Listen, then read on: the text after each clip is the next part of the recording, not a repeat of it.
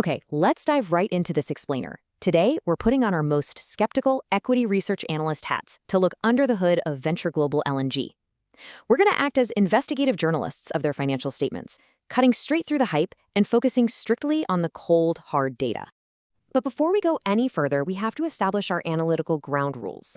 Disclaimer, this is an educational case study and quantitative analysis for informational and entertainment purposes only. It does not constitute financial advice, investment recommendations, or an offer to buy or sell any securities. Past performance does not guarantee future results. Please consult a licensed financial advisor before making any investment decisions. All data is sourced from publicly available filings and is subject to fair use for commentary and criticism. All right, so here is the gauntlet we're running today. We'll start by breaking down the massive scale of their operations. Then we'll weigh the bullish green flags directly against the bearish red flags. We'll analyze their looming arbitration risks, execute a reality check on their IPO valuation, and finally, deliver our verdict. To really understand this company, we first have to wrap our heads around the sheer physical scale of what they are building. The density and complexity of this infrastructure is absolutely mind-blowing. It perfectly highlights the massive capital expenditures required to even compete in this industry. We are looking at a company targeting a staggering 85 MTPA of capacity across 3 multi-billion-dollar megaprojects: Calcasieu Pass, Poquamones, and CP2. Now, if you're wondering what MTPA means, it stands for metric tons per annum. It's essentially the gold standard measurement of production capacity in the LNG world. To put that 85 MTPA into perspective for you, hitting that target positions them as an absolute global juggernaut. They aren't just trying to compete, they are aiming to become the largest LNG producer in North America, generating tens of billions in cumulative cash flow over the next few years.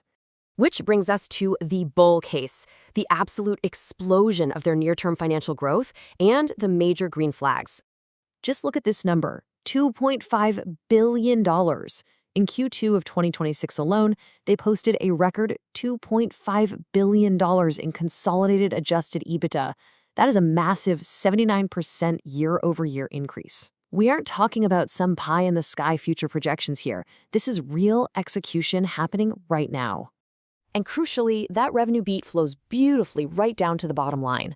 They posted a staggering $1.3 billion in net income for that same quarter, a 266% increase from the prior year. Honestly, when you see net income growth like that in heavy, capital-intensive infrastructure, you absolutely have to pay attention. But here is the real kicker: revenue visibility. This isn't just a lucky quarter riding high spot market prices. They are already 91% contracted for 2026.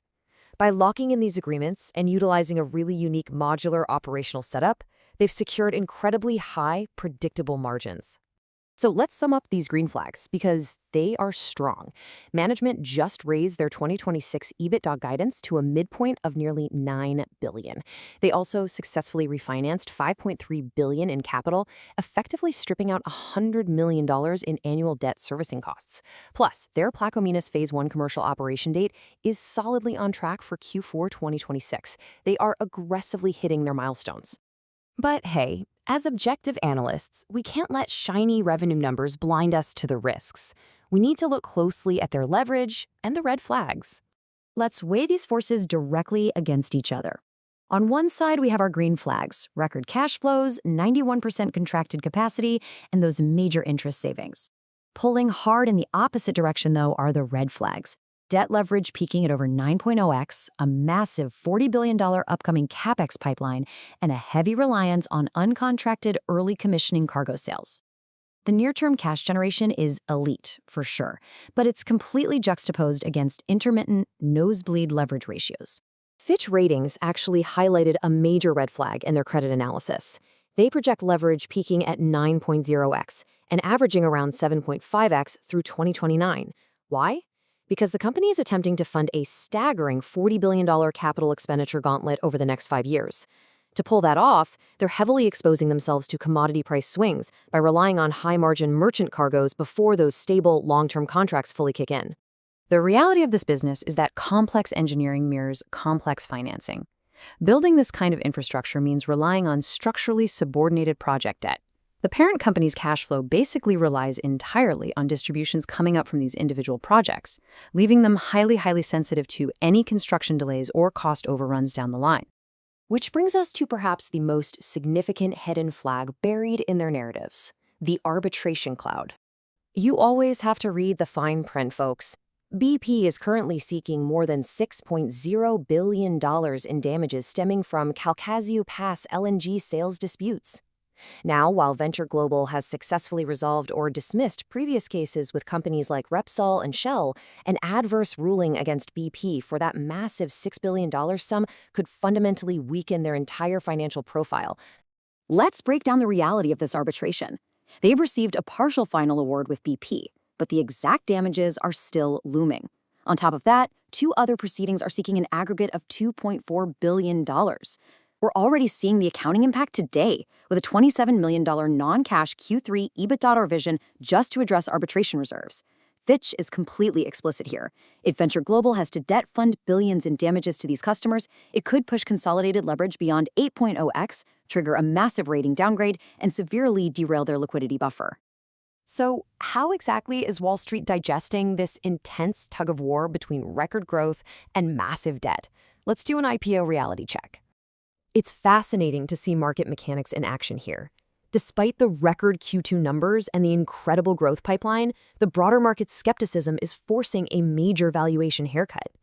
They recently had to slash their anticipated IPO valuation from a sky-high initial target of $110 billion down to around $65 billion. The share price range was cut nearly in half, dropping from the $40 to $46 range down to $23 to $27. They even had to increase the number of shares offered to 70 million just to meet their capital targets. Let's synthesize everything we've uncovered in this explainer into our final verdict and analyze their economic moat. Ultimately, when you average out the models, their valuation is clearly correcting to account for the massive risks on the balance sheet. But their economic moat is undeniably wide. They benefit from two massive sources of competitive advantage. First is efficient scale. A $40 billion infrastructure barrier to entry is nearly impossible for new players to replicate. Second is intangible assets and switching costs via long-term SPAs, those 20-year contracts that lock in reliable buyers for decades. The takeaway here is incredibly nuanced. The operational data points to elite, record-breaking cash flow generation and brilliant engineering scale. But the hidden red flags suggest a $40 billion storm of debt and multi-billion-dollar legal risks looming just offshore. So, I'll leave you with this question. Knowing the green flags and the red flags, which side of this valuation are you on? Would you buy into this IPO? Make sure to do your own homework and let me know your thoughts down in the comments.